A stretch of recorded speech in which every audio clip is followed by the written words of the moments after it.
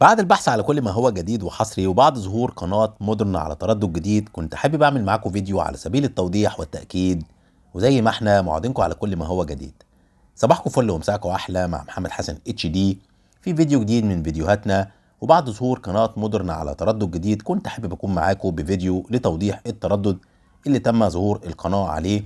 وكانت القناة موجودة على تردد 11823 فيرتيكال 27500، وما زالت موجودة على نفس التردد. وتم ظهورها من ساعات على تردد 11804 هوريزونتال معدل ترميز 27500. وكان من ايام قليلة تم انطلاق القناة ايضا على تردد 11804 هوريزونتال معدل ترميز 30000.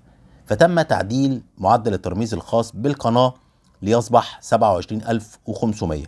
فكنت عامل معاكم الفيديو على سبيل التوضيح والتأكيد. وللتوضيح، بعد ما تعمل عملية البحث للقناة هتلاقيها في آخر القنوات الجهاز تحت اسم تيست. فروحوا نزلوا التردد الجديد واستنونا في فيديو قادم من فيديوهات نايل سات.